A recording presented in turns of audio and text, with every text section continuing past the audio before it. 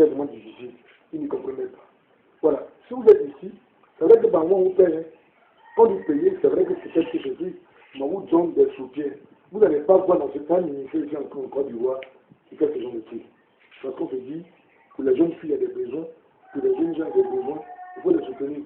Oui, il faut les soutenir. D'autres ont 15 000 francs, d'autres ont 40 000 francs. Voilà, quand on veut, par mois, on dépense plus de 400 000 francs pour vous aider. 400 000 francs. Pour vous apporter chaque fin du mois. Nous nous cassons la tête pour vous aider. Parce qu'on se dit, mais il y a des petits besoins. Voilà. C'est ça. Maintenant, pour nous, vous ne pouvez pas nous suivre et puis avoir autre pensée. Maintenant, c'est ça. Aujourd'hui, je vais me réunir avec cette personne. J'ai été vraiment choqué d'apprendre qu'ils sont en train de là. Après l'activité, Marina et Cynthia trouvent que c'est ce moment-là. On doit partir à Iré, on doit partir à Divo. Je n'ai pas compris. Donc, on doit aller faire nos cheveux. Est-ce que nous, on ne peut pas nous s'occuper de nous-mêmes? Moi, il faut s'oublier. J'ai eu des personnes qui ont marché avec des personnes qui ne savent pas pourquoi elles sont là, véritablement. Voilà. Donc, je vais organiser une réunion technique. On va se parler franchement. Franchement. Si on va continuer, on va continuer. Mais un pays où il y a une maison où il n'y a pas de loi, ce n'est pas un pays. Il y a toujours une loi. C'est vrai qu'à un moment, il y a ce qu'on appelle statut et règlement intérieur. Statut et règlement intérieur. Nous aurons des règlements intérieurs. Alors, celui qui ne peut pas marcher selon ça, on peut être frère et soeur, mais tu ne fais pas partie du ministère. Parce que déjà, à partir de maintenant, vous savez, le ministère, il y a des gens qui viennent, qui ne supportent pas qu'ils sont là. Voilà, c'est vrai qu'on a l'impression que non, parce que ce n'est pas n'importe qui. C'est comme un service militaire. Il y a des gendarmes, puis il y a des gendarmes commando. Ils n'ont pas la même formation. On est gendarme, mais on dirait gendarme commando lorsqu'on suit une formation de commando. Et quand vous demandez aux gens, comment vous avez fait la formation commando, c'est pas une mettre à faire. Oui, vous pouvez descendre. Mais ceux qui vont jusqu'à sortir, il y a moins de 50 personnes. Moi, j'écoutais un monsieur parler, qui est un responsable de la gendarmerie au niveau de la Côte d'Ivoire. Il dit, pas moi, parler de la formation. Il y a des gens qui viennent à maison. Oui, tu viens fou. Pendant un mois, ça dort pas. Il dit, la cité, il fait pour le monsieur, il dit, hey, je vois ma maman vient m'aider, il est venu fou. Dans le bouche, je vois sa maman la peine. Ma maman dit, si, pour la maman, il est venu fou. Il fait un mois. Ils sont là, les endroits où il y a le moustique, ils ne doivent pas bouger.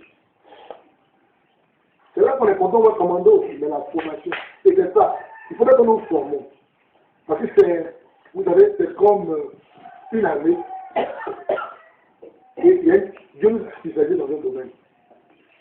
Amen. Amen. Donc, ce n'est pas n'importe qui. Au forêt spirituel, c'est qu'on a bien venu ici. Là, vous verrez le gens.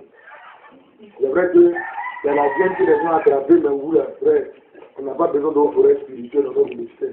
Nous avons besoin des hommes d'élite, des hommes toujours prêts à servir, toujours prêts. Quand tu réveilles, tu as prêt à partir. Voilà, c'est ça. C'est pour ça que cette année, on ne va pas s'amuser. 2014, c'est pas n'importe qui. Dans le ministère, hein, il y a des gens qui sont des infiltrés, que les diables envoient pour détruire. Il n'aura pas ça. C'est pour ça que j'aurai l'occasion de parler avec Eliane. C'est Eliane, non? C'est Liliane, non? C'est qu'elle m'aide. Alice. Ta soeur Claire, façon m'a attaqué. Je lui ai tout dit. On aura l'occasion de parler. En tant que père, j'ai pris mon temps de vous écouter. En tant que père, j'ai pris le temps de vous accepter parce que c'était une fête. J'ai laissé cette période de fête passer, et puis j'ai réglé maintenant ce qu'il y a à régler. Et ça, c'est beaucoup important. Parce qu'un père spirituel ne détruit pas. On l'aide à avancer. On l'aide à avancer. On ne le détruit pas, on ne le vide pas. J'ai l'impression qu'il y a des infiltrés parmi nous qui viennent nous détruire. Parce que cette histoire elle dit là, à cette histoire-là, la fille est venue fréquemment me détruire. Et vous l'avez soutenu, pour d'autres personnes l'ont soutenu dans cette histoire-là. Aujourd'hui, j'ai eu raison, j'ai pris le devant de tout. Mais un père spirituel, on ne le détruit pas. On l'aide à avancer. Moi, j'ai quelque chose en moi, c'est la vision de Dieu. Personne ne pourra détruire ça. Parce que je suis fait que je n'ai pas été guidé, je suis appelé à réussir. Cette fille, plus de 2 fois la nuit, de ma chambre, je l'ai chassé. Il n'est pas dit, je n'ai pas dit d'aller à Divo. Non. Va à Douabi, ils vont t'aider. C'est tout. Arrive à Douabi, on a rencontré ce qu'il faut rencontrer. C'est parti. Un content m'a accéléré avec les textos. Actuellement.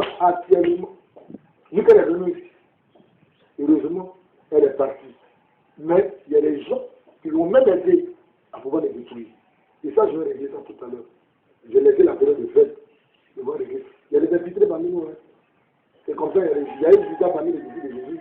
Mais cette année-là, on doit pas nous abuser. Vous savez, c'est une grande équipe. Hein. Même à Fresco, il y a des personnes qui sont tombées. Il y avait des infiltrés parmi nous. Et c'est comme ça, ce ministère, jusqu'à ce que Dieu construit, envoie les éléments sûrs, parce qu'il y avait 37 personnes. Et si tu n'es pas fort, tu tombes.